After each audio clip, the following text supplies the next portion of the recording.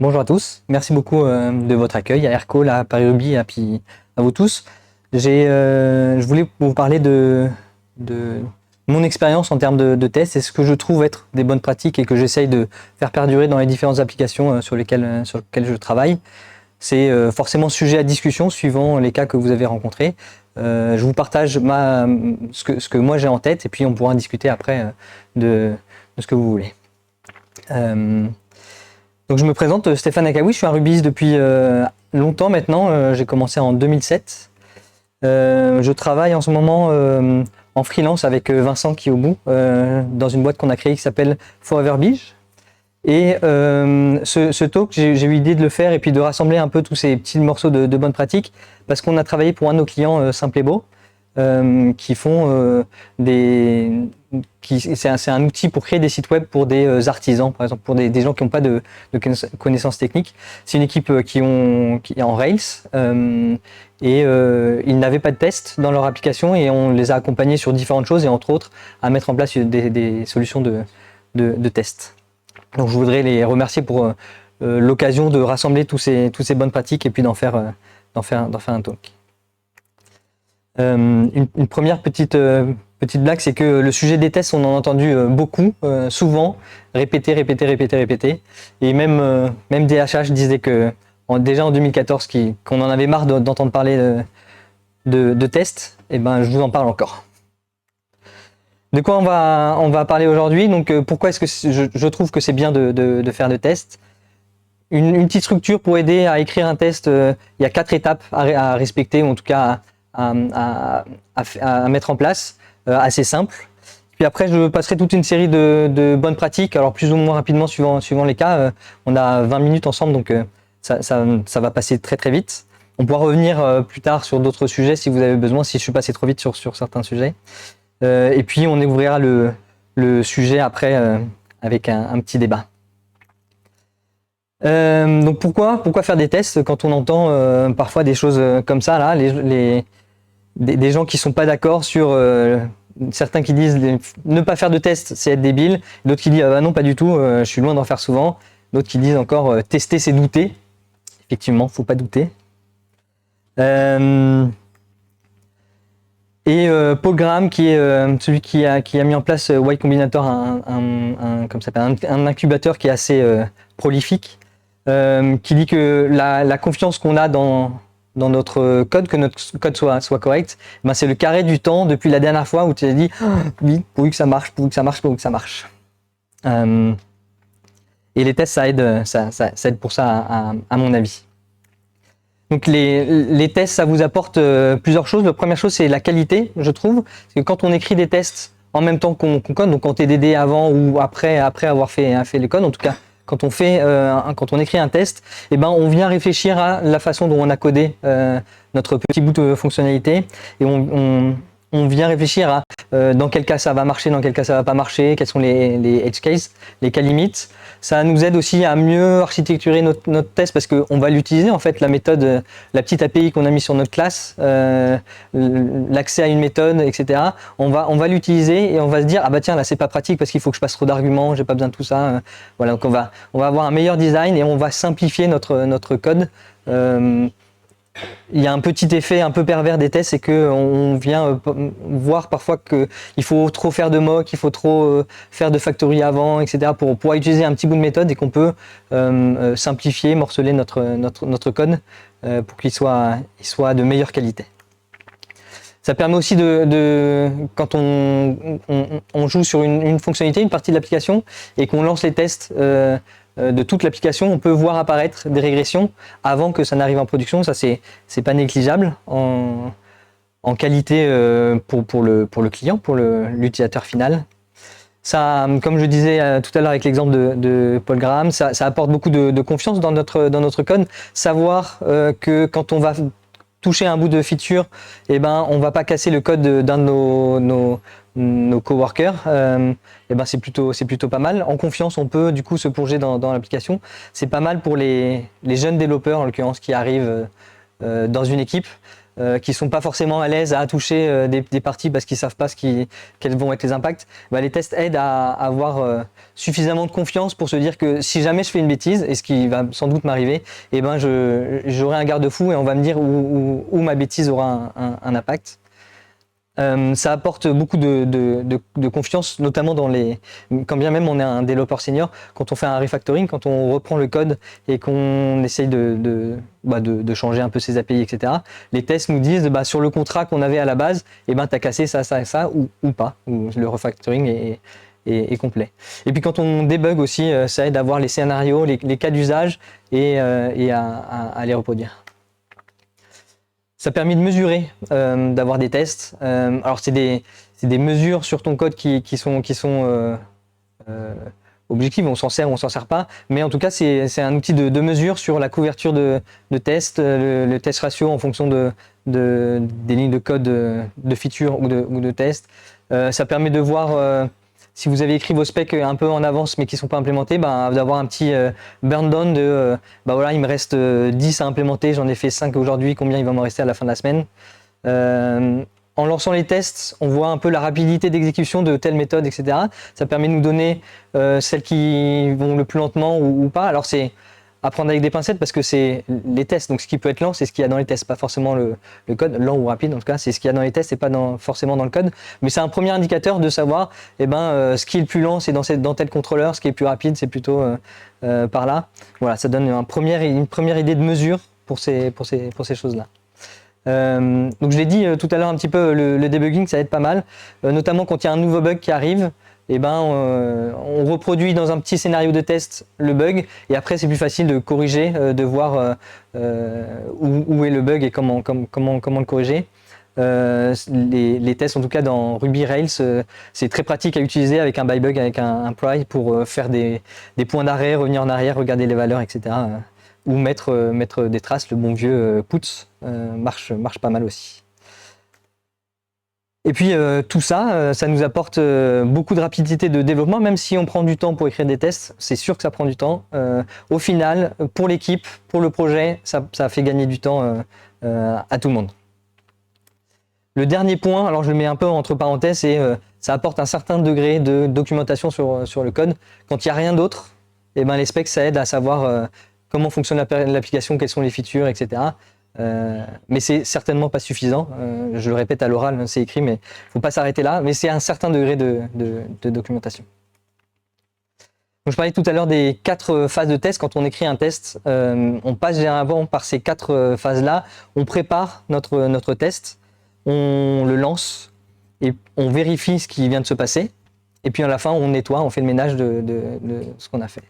Pour entrer un peu dans le détail, quand on prépare, qu'est-ce qu'il faut préparer ? C'est l'état pour avoir la chose qu'on veut vérifier. Donc en général, on joue avec des sessions si on est dans le contrôleur, dans le cadre d'une requête HTTP.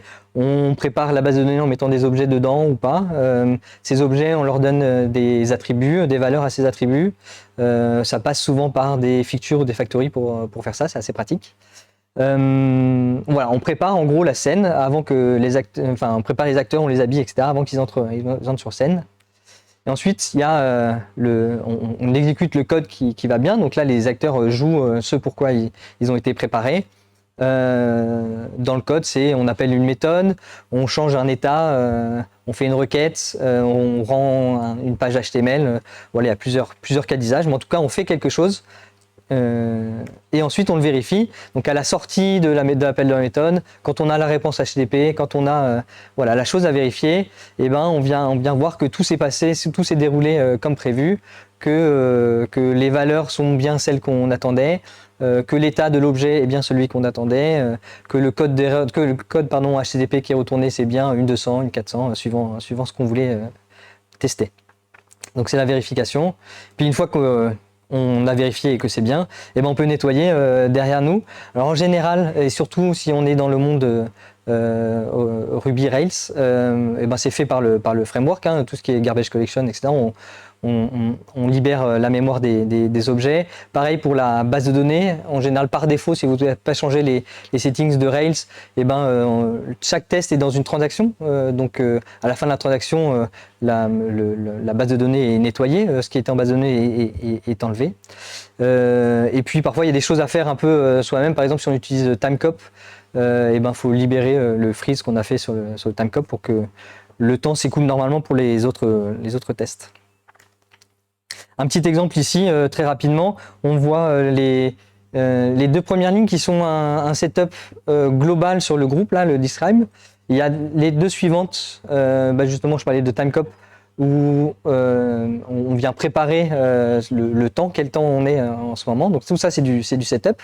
On a une ligne qui est le jeu du code qu'on voudrait tester. Donc là, on est sur un contrôleur, donc on appelle une action du contrôleur avec certains paramètres. On vérifie quelque chose, donc en dessous, on vérifie que la date de dernier log est bien enregistrée. Et puis à la fin, il y a le nettoyage, donc Timecop, on le reset comme il faut, et le reste est fait par le système, donc on enlève l'utilisateur de la base de données, voilà, et on libère la mémoire. Tout ça est fait automatiquement là-dedans.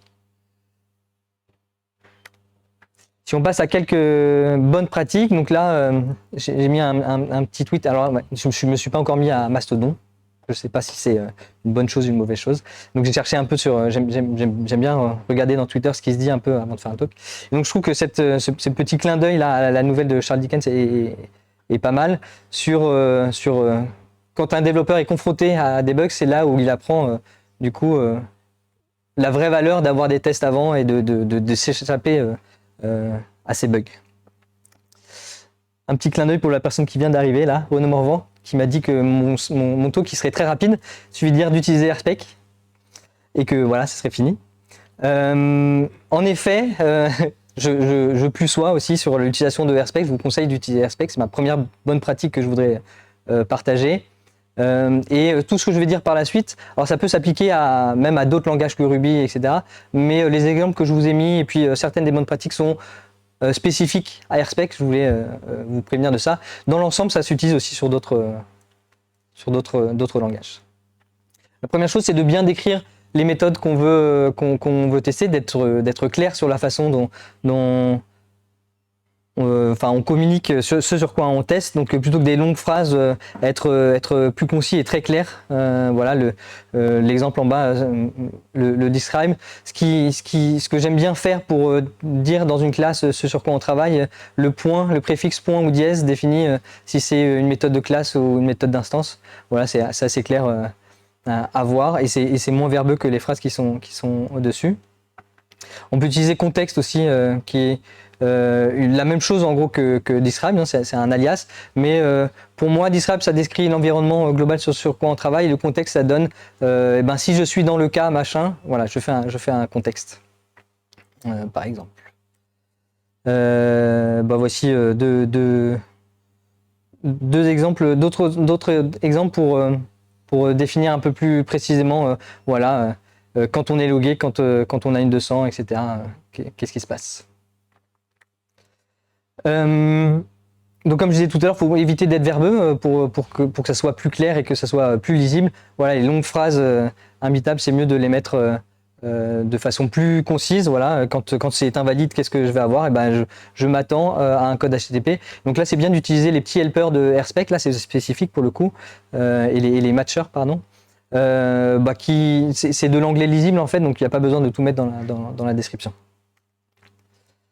Un premier truc quand on teste une méthode, quelque chose, c'est de penser à quels sont les cas valides, les cas limites et les cas invalides de notre fonction, de notre cas d'usage. Et c'est ça qu'on voudrait tester. Donc là, par exemple, encore une fois, dans un contrôleur, on a une action qui détruit un objet. Donc ça va chercher un objet en base de données, ça appelle destroy dessus, puis ça retourne une 200. Et là, les différents cas à tester, c'est quand on a une ressource ou quand on n'en a pas, on peut renvoyer un code différent, et donc il faut bien tester ces deux cas d'utilisation. Voilà. Subject, c'est un helper sur RSpec, là aussi c'est très spécifique, mais ça vous aide à réduire un peu, à rendre moins verbeux vos tests. Donc c'est pas mal d'utiliser pour des cas comme ça, assez concis, éviter de répéter plusieurs choses. Par contre, il y a un inconvénient, il faut pas trop l'utiliser non plus.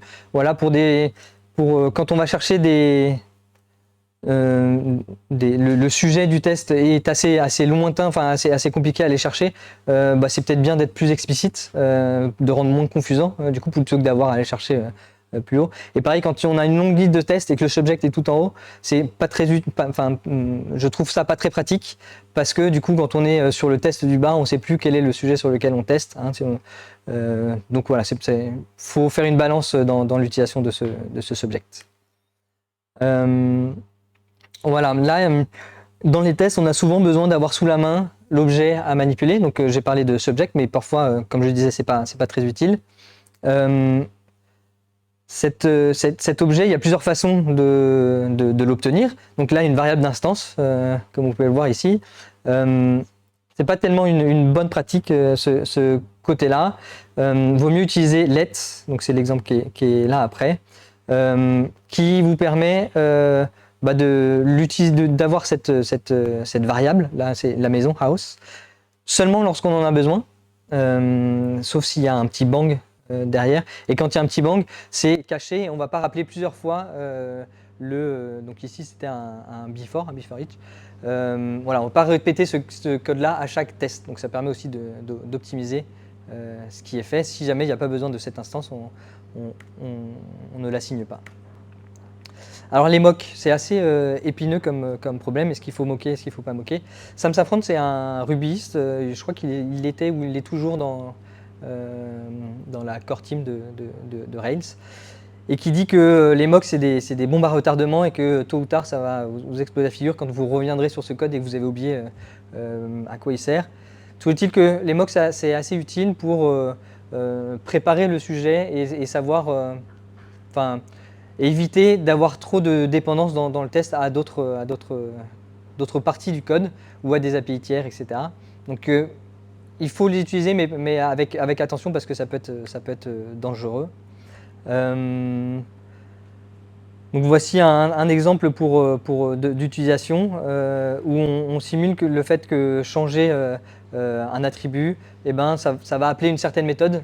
Et on ne veut pas rentrer dans le détail de qu'est-ce qu'il y a dans cette méthode. On ne veut pas rentrer dans le détail de qu'a besoin cette méthode pour bien fonctionner. On veut juste savoir que ça va l'appeler. Donc là, on la moque.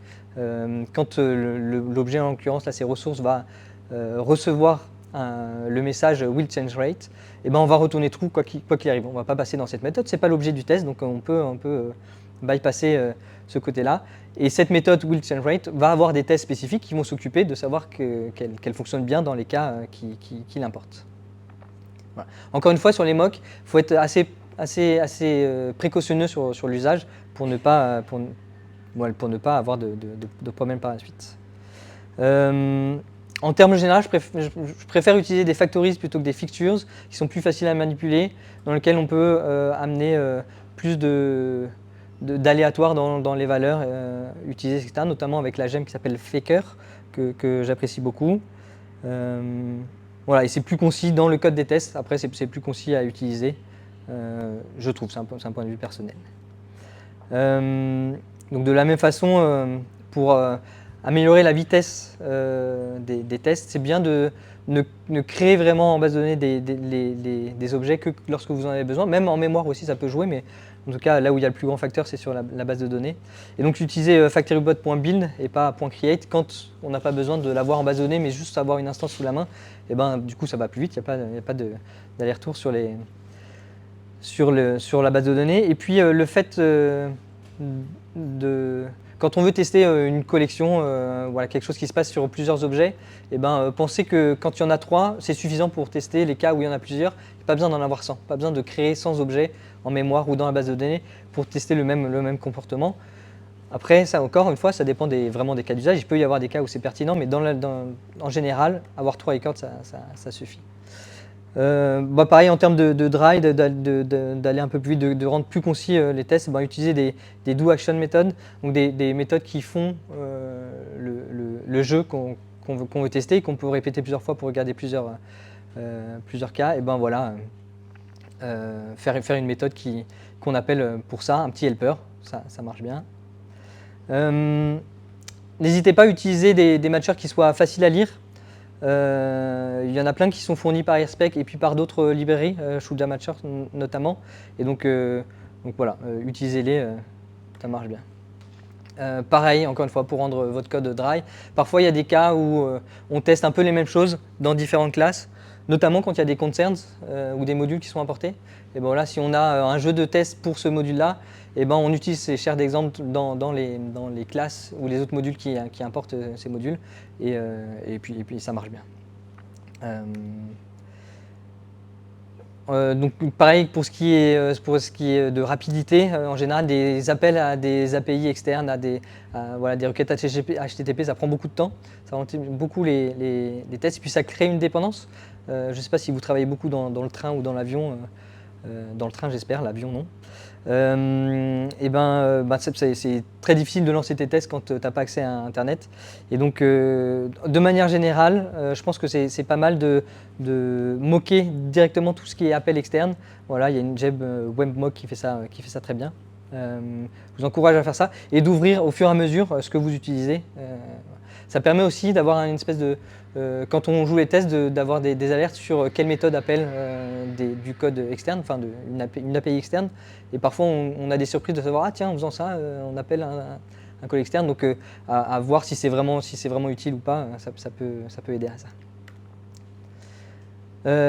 D'autres petites remarques en vrac, un peu comme ça. Tout ce que je viens de dire, c'est des bonnes pratiques, mais ce n'est pas forcément utilisable tout le temps et partout et par tout le monde. Donc allez à votre rythme, faites ce que vous pouvez comme vous pouvez. Tant que vous faites des tests, j'ai envie de dire, tout le monde sera content.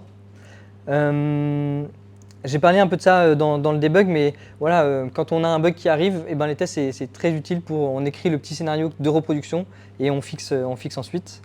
Il y a des outils, certains aiment les utiliser, qui lancent les tests tout seuls dès qu'on met à jour un fichier, que ce soit le code ou le test, et qui lance automatiquement. Donc comme ça, on a un peu ça dans l'arrière de la tête et ça nous prévient par un système de notification ou autre. Donc c'est pas mal utilisé. Donc là, j'ai cité Guard, il y en a d'autres. Voilà, question sur la gestion du temps, ça peut être parfois tricky à utiliser dans les tests. Timecop qui vous aide à freezer le temps ou à être en avance ou en retard par rapport au temps présent. Moi je ne suis pas très fan, en général je préfère moquer time.no ou l'accès à des méthodes de la classe time, mais Timecop marche bien pour ces cas-là aussi, si vous préférez. Voilà, une autre suggestion de DHH, faites attention quand vous faites des tests à ne pas surtester des choses qui sont déjà testées, des choses qui viennent du framework. Donc là, il cite les validations, les scopes, les associations, etc. Voilà, il faut bien faire attention à ne pas faire trop de tests non plus, c'est contre-productif. Quand vous faites des tests, il faut faire attention à ce que les bugs ne soient pas dans votre test et pas dans le code. Ça, c'est un piège. C'est un argument qu'utilisent souvent les gens qui sont contre les tests, c'est de dire, bah oui, on n'est pas sûr qu'on a bien codé les tests et on ne va pas tester des tests et tester les tests des tests. Donc effectivement, c'est un point à faire vraiment attention sur les tests, c'est où est la part de bug, quoi. L'autre problème, c'est quand on fait des tests, c'est d'aller chercher à avoir une couverture de 100%, juste pour avoir le chiffre de 100%, quand je parlais de metrics tout à l'heure. Voilà, c'est pas ça le but du tout. C'est pas d'avoir une couverture, c'est d'avoir des tests qui soient pertinents pour votre application. Et si vous avez une couverture de juste 95%, c'est peut-être très bien en fait. C'est déjà quelque chose de bien. Sachant que parfois, quand on va trop vite et qu'on cherche à avoir 100%, on fait des tests qui ne servent à rien juste pour avoir une couverture. Donc faites attention à ça.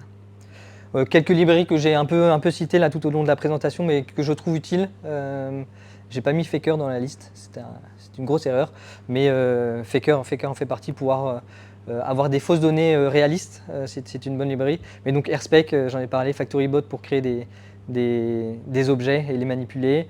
Shootla Matcher pour tout ce qui est regarder, vérifier les équivalences qu'on cherche Timecop pour le temps, WebMock pour les requêtes externes, et puis après plein d'autres, Watcher, Autotest, c'est des équivalents à Guard que j'ai cités.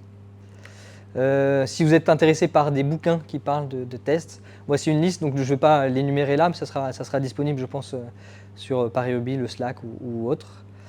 Et puis voilà, je vous remercie pour votre attention.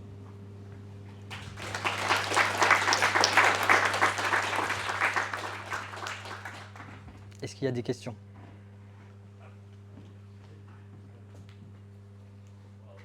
Not really. Pas vraiment la question, mais plutôt des remarques. Sur Timecop, si tu peux revenir sur le slide de Timecop. En fait, pour ne pas oublier à l'enlever, il y a un syntaxe très utile de bloc, en fait. Tu peux juste faire un Timecop freeze do et faire tout ce qu'il faut dedans. Exact. Oui, tout à fait.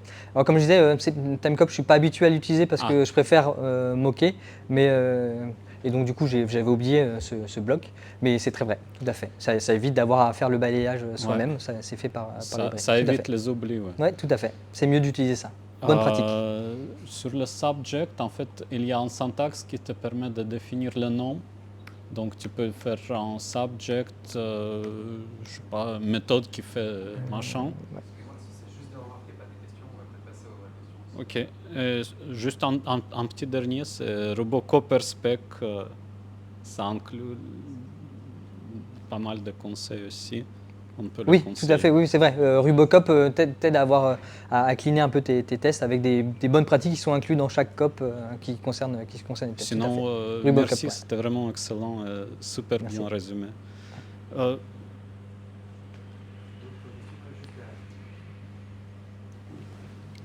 Bonsoir, super intéressant. Ismaël, enchanté. Par rapport, tu parlais à un moment des mocks et des stubs.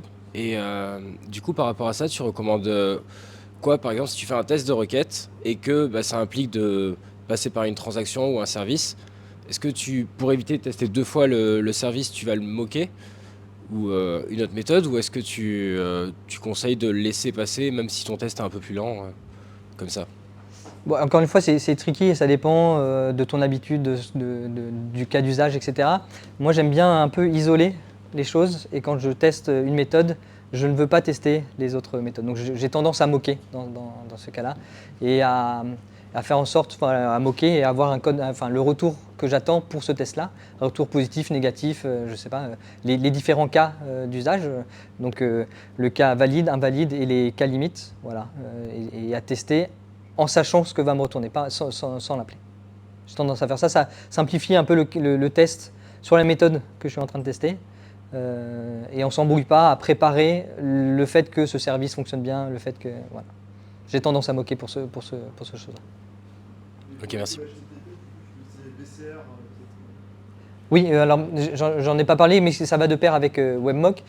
Pour avoir des réponses d'une API tiers, VCR permet de faire un premier jeu qui fait les appels pour le coup HTTP, et il enregistre les réponses, et donc après ça permet de les utiliser en moquant du coup, sans faire le vrai appel au service. Donc effectivement c'est utile de faire un premier jeu avec VCR avant de moquer, tout à fait.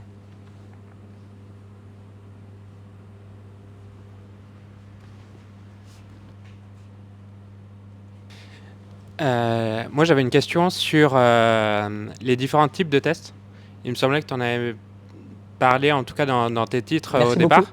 Et effectivement, j'ai pas retrouvé là. Du coup, effectivement, qu'est-ce que tu préconises entre des tests unitaires, d'intégration? Est-ce que tu as une certaine répartition entre les différents types voilà.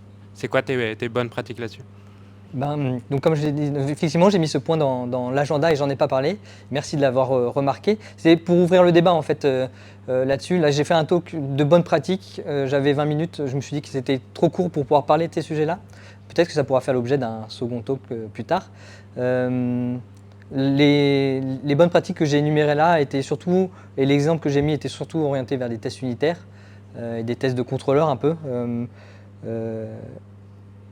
Mais effectivement, il y a d'autres types de specs qui visent à tester l'ensemble de ton application avec des système tests, des request specs qui vont lancer une requête AGP et passer par toutes les couches.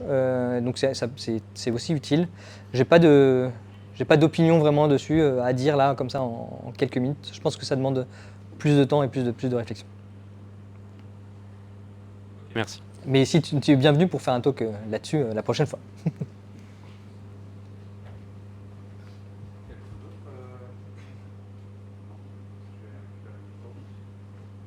Eh ben, merci beaucoup. Ouais, c'était top. À la rigueur, moi je veux bien faire le talk concurrent la prochaine fois, mais en gros ça s'appellera Sylvain crache sur tout et tout le monde. Donc c'est pas terrible. En fait, vraiment, il y a un truc que j'ai beaucoup aimé. D'une manière générale, c'était vraiment top. Et tu as été obligé d'aller très vite. Et n'oubliez pas que chacun des débats qui sont là, ça peut prendre 2 heures. Enfin, déjà, qu'est-ce qu'un stub et un mock? Moi, je pense que ça n'a pas été bien décrit dans les gens qui ont fait des questions. Ah, mais ça, c'est un stub. Non, c'est un mock. Ça, c'est un mock. Non, c'est un stub. Ouais. Sachant qu'en plus, il y a les demi et les fakes. Ouais. Et il y a encore des software engineers qui se tapent dessus pour définir ça correctement. C'est pas un hasard non plus. Dans sa bibliographie, il y a des blogs, et c'est quasiment tous. Je regardais ceux qui ont une date dans les URL, c'est 2011 et 2010. Donc, quand vous allez...